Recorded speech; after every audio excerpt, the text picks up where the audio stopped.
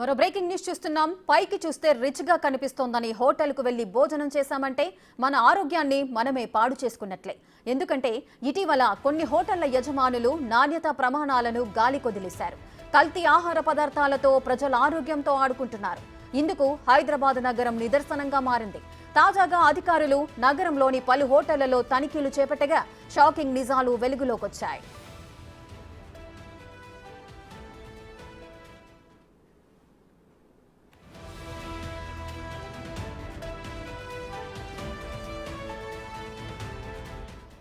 Restaurant food అంటేనే భయభ్రాంతులకు గురయ్యేలా చేస్తున్నారు యజమానులు. లాభాలకు కక్కుర్తిపడి కస్టమర్లకు కల్తీ ఫుడ్ అందిస్తున్నారు. హైదరాబాద్లో పేరున్న రెస్టారెంట్లు కల్తీ, నాణ్యత లేని ఆహార పదార్థాలతో ప్రజల ప్రాణాలతో చెలగాటమాడుతున్నారు. ఈ క్రమంలో ఫుడ్ సేఫ్టీ అధికారులు నెల రోజులుగా నగరంలో స్పెషల్ డ్రైవ్ చేపడుతున్నారు.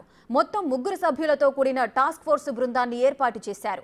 వివిధ హోటళ్ల నుంచి శాంపిల్స్ సేకరించారు. దాదాపు 29 శాంపిల్స్ నిబంధనలకు విరుద్ధంగా గుర్తించిన అధికారులు వాటిని సీజ్ చేశారు. రిపోర్ట్స్ ఆధారంగా సదరు హోటళ్లపై కఠిన చర్యలు తీసుకోనున్నట్లుగా అధికారులు తెలియజేశారు.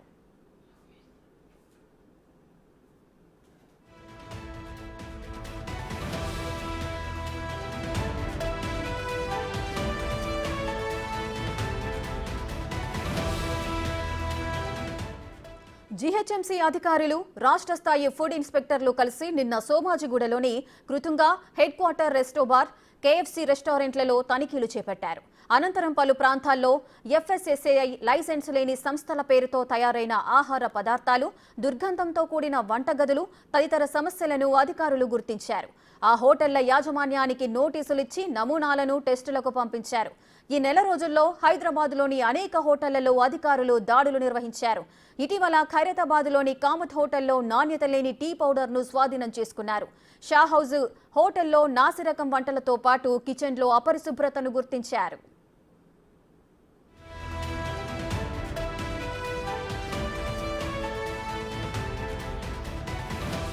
గ్రేటర్ పరిధిలోని రాయలసీమ రుచులు రెస్టారెంట్పై ఫుడ్ సేఫ్టీ అధికారులు తనిఖీలు చేశారు. భారీగా కల్తీ పదార్థాలు ఉన్నట్లుగా గుర్తించారు. పురుగులు పట్టిన 20 కేజీల మైదా పిండి, 2 కేజీల చింతపండును అధికారులు సీజ్ చేశారు. షాహౌజ్ హోటల్లో శాంపిల్స్ ను సేకరించిన అధికారులు ల్యాబ్స్ కు పంపించారు. వీటితో పాటు ఎక్స్పైరీ అయిపోయిన ఆహార పదార్థాలు, కుళ్ళి బూజు పట్టిన వాటిని కూడా అధికారులు సీజ్ చేశారు. టెస్టుల కోసం వాటన్నింటినీ ల్యాబ్స్ కు తరలించారు. రిజల్ట్స్ ఆధారంగా వారిపై కఠిన చర్యలు తీసుకుంటామని అధికారులు తెలియజేశారు.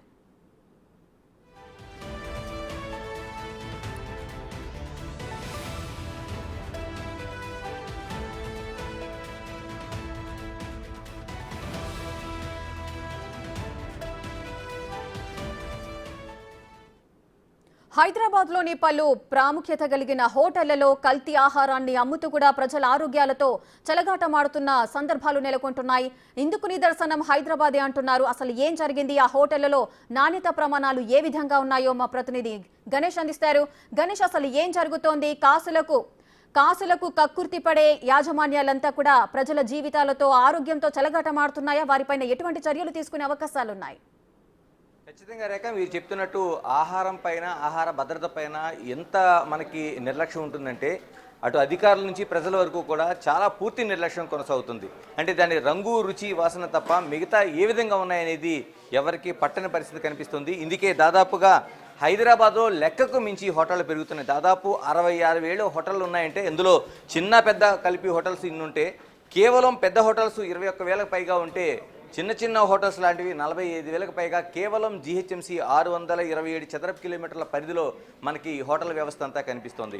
ఇందులో దాదాపుగా అంటే దేశంలోనే అంటే నేషనల్ రెస్టారెంట్ అసోసియేషన్ ఇచ్చిన గణాంకాలను మనం తీసుకుంటే దాదాపు 6,000 కోట్లకు పైగా మనకి టర్నోవర్ జరుగుతుందంటే ఎంత పెద్ద ఎత్తున వ్యాపారం జరుగుతుందో చూడొచ్చు. అంటే ఇంత పెద్ద వ్యాపారాన్ని కేవలం ఆరోగ్యానికి దూరంగా జరుగుతున్న పరిస్థితులు మనకు కనిపిస్తున్నాయి. ఇప్పుడు ఫుడ్ సేఫ్టీ అధికారులు కావచ్చు, జీహెచ్ఎంసీ హెల్త్ డిపార్ట్మెంట్ సంబంధించిన అధికారులు కావచ్చు, వీళ్ళు చేసిన దాడుల్లో దాదాపుగా 39 హోటళ్ళు, అంటే 80 హోటల్లో దాడి చేస్తే 39 హోటల్లోన హైజీనిక్ అంటే పూర్తిగా ఏ విధమైన ప్రమాణాలు పాటించకుండా ఉండే హోటల్స్ను గుర్తించారు. ఇందులో 24 హోటళ్ల పైన కేసులు నమోదు చేశారు. ఇందులో ఉండే పదార్థాలను చూస్తే చికెన్, ప్రధానంగా హైదరాబాదీ అంటేనే దమ్ బిర్యానీ మనకు గుర్తొస్తుంది. దమ్ బిర్యానీకి ఉపయోగించిన పదార్థాలు అటు రైస్ దగ్గర నుంచి మనకి అక్కడ ఉండే చికెన్ కావచ్చు, మటన్ కావచ్చు, వీటిని కుళ్ళిన ఆహార పదార్థాలు. అంటే ఎప్పుడైతే ఫ్రిడ్జ్లు ఉన్నాయి, ఫ్రిడ్జ్లో దాదాపు నెలల తరబడి, అంటే ఒక్కసారి వాటిని అంటే ఇంగ్రీడియంట్స్ అన్ని పెట్టిన తర్వాత ఎన్ని రోజులు ఉంచాలనేది ఒక ప్రాథమికంగా ఆహారం సంబంధించిన నిర్దేశాలు ఉన్నాయి. వీటన్నిటిని పక్కన పెట్టి వీళ్ళు అంటే ఎంప్లాయ్మెంట్ కావచ్చు, లేకపోతే అప్పటికప్పుడు తయారు చేసి రెడీమేడ్గా ఇవ్వాలనే ఫాస్ట్ ఫుడ్ సెంటర్ లాంటివి కావచ్చు, ఈ విధంగా వీళ్ళు కుళ్ళిన మాంసాన్ని పెడుతున్నారు. అంటే ఒకటి కాదు, రెండు కాదు, ఇందులో ప్రధానంగా టేస్టింగ్ సాల్ట్ అనేది ప్రధానంగా కీలకంగా కనిపిస్తుంది. దీని టేస్టింగ్ సాల్ట్ని ఇప్పటికే నిషేధించారు, మరోవైపు కలర్స్ కూడా నిషేధించారు. వీటన్నిటిని కూడా ఇక్కడ ప్రత్యేకంగా ఈ అన్ని హోటల్స్, ఒకటి కాదు రెండు కాదు, అనేక హోటల్స్ మనకి ఈ రూపంలో కనిపిస్తున్నాయి. అంటే టీ పొడిలో కల్తీ కనిపిస్తోంది, కుళ్ళిన మాంసాహారాన్ని ఇస్తున్నారు. తర్వాత అనేక పదార్థాలకి, బిర్యానీ కావచ్చు, మిగతా పదార్థాలు కావచ్చు, స్వీట్స్ కావచ్చు, వీటికి రంగులు అద్దుతున్నారు.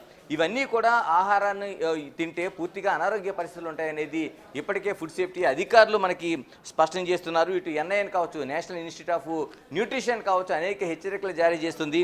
మరోవైపు ఎన్ఎస్ఎస్ఏఐ అంటే ఏదైతే food safety and standards authority ఉందో, అథారిటీ అనేక రూపాల్లో ప్రతిదానిపైన ఒక ట్యాగ్ లైన్ అనేది ఇస్తుంది. అంటే వీళ్ళు ఫుడ్ సేఫ్టీగా ఉందా లేదనేది ఒక డిక్లరేషన్ అయితే చేస్తున్నారు. కానీ ఎక్కడా కూడా ఇటువంటి ప్రమాణాలు పాటించకుండా మనకి స్ట్రీట్ ఫుడ్ అండ్ వెండర్స్ నుంచి మరోవైపు పెద్ద పెద్ద హోటల్స్ వరకు, ఎందుకంటే రిఫ్రిజిరేటర్లోన నెలల తరబడి ఉంచుతున్న పరిస్థితులు కనిపిస్తున్నాయి. జీహెచ్ఎంసీ ప్రతి నెల కూడా 10 కేసులు చెప్పిన, అంటే 10 చోట్ల దాడులు చేస్తుంది. దాదాపు 30 సర్కిల్లోన మనకు ఉండే ఏదైతే ఈ విభాగాలు ఉన్నాయి, ఈ విభాగాలన్నీ కూడా పూర్తి స్థాయిలో ఫుడ్ సేఫ్టీ అధికారుల నిబంధనల మేరకు, జీహెచ్ఎంసీ హెల్త్ డిపార్ట్మెంట్ ఆదేశాల మేరకు మనకి ఈ దాడులు జరుగుతున్నాయి. కానీ ఫుడ్ సేఫ్టీ ఎక్కడ పాటించలేదని అర్థమవుతుంది. అంటే పూర్తిగా తినేవాళ్ళు సైతం మనకు చూస్తుంటాం, అనేక యూట్యూబ్స్లో కావచ్చు, మిగతా చోట కావచ్చు, తక్కువ ధరకి వస్తుంది, పలానా చోట రుచిగా ఉందంటే అందులో ఏం వేస్తున్నారు, ఏం చేస్తున్నారు తెలియదు, మనకి వైరల్ అవుతున్నాయి అటువంటి వీడియోస్. అక్కడికి క్యూలు కడుతున్నారు. అంటే మనం అనేక వీడియోస్ చూస్తున్నాం. మనం అంటే దాని ఫుడ్ ఎక్కడ తింటున్నాం, ఎలాంటి పరిస్థితుల్లో తింటున్నాం, వాళ్ళు ఏ విధంగా వాటిని ఆహార పదార్థాలను వండుతున్నారు అనేది ఎక్కడ లెక్క చేయకుండా ఈ విధంగా మనకి కనిపిస్తున్నాయి. ఈ విధంగా ఇప్పటికీ దాదాపు జీహెచ్ఎంసీకి ఉన్న సిబ్బంది కావచ్చు, అది పూర్తి కొరత కనిపిస్తుంది. దాదాపు హైదరాబాదు పరిధిలో 66,000 హోటళ్ళు ఉన్నాయంటే ఈ ఫుడ్ సేఫ్టీ అధికారులు ఏ విధంగా దీన్ని చేస్తారనేది మనం ఆలోచించాల్సిన అవసరం ఉంది. గణేష్, ముఖ్యంగా సండేస్ వచ్చినా, వీకెండ్స్ వచ్చినా కూడా ఫ్యామిలీని అంతా తీసుకొని చిన్న పిల్లలతో సహా ప్రతి ఒక్కరు కూడా రెస్టారెంట్స్కి వెళ్ళి ఫుడ్ని ఎంజాయ్ చేసే పరిస్థితులు నెలకొంటున్నాయి.